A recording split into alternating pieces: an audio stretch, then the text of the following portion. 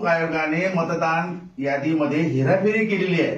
ती हेराफेरी आता राहुल गांधीने शोधून काढलेली आहे, सगळी कागदपत्री, आणि ती कोर्टासमोर, सुप्रीम कोर्टासमोर हजर केलेली आहे बरं का। तर त्याचा आता लोकांना पटलं की राहुल गांधी राईट पाथवर आहे, म्हणजे डॉक्युमेंटरी पुरावा कोर्टासमोर दिला। आणि कोर्टाने पण सांगितलं निवडणूक आयुक्ताला, जो कोणी ज्ञानेश कुमार नावाचा माणूस आहे ते टाळाटाळ करीत आहेत। पण चूक कशी याच्यामध्ये की याच्यामध्ये एका माणसाला 50 मुलं दाखवले आणि निवडणुकीत यादीमध्ये नाव लिहिलं 50। आणि तो माणूस म्हणतो मला 50 मुलं नाही, 2च मुलं आहेत।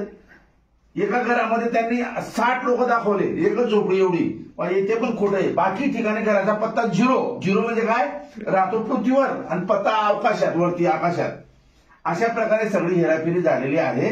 आणि म्हणून राहुल गांधींचं जे आंदोलन आहे अण्णासाहेब, ते खूप चांगलं आहे। तर आमची अशी अपेक्षा, लोक काय म्हणतात की अण्णांनी त्यावेळेला कसं काय समजा साथ दिली बा या लोकांना, RSS वाल्यांना, अरविंद केजरीवाल यांना, तर यावेळेला सुद्धा अण्णांनी साथ दिली पाहिजे। अण्णांचा मुख्य हेतू काय, लोकशाही वाचवणे।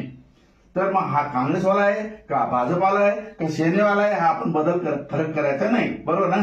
तर आमची अशी विनंती आहे, लोक असं म्हणतात अण्णा तुम्ही आता शांत झोपलेले आहेत, काँग्रेसच्या वेळेला तुम्ही आंदोलन केलं होतं। माझं असं म्हणणं आहे, आमचे अण्णा आंदोलन करायला आजही तयार आहेत, फक्त त्यांची परिस्थिती खराब आहे, वय झालंय।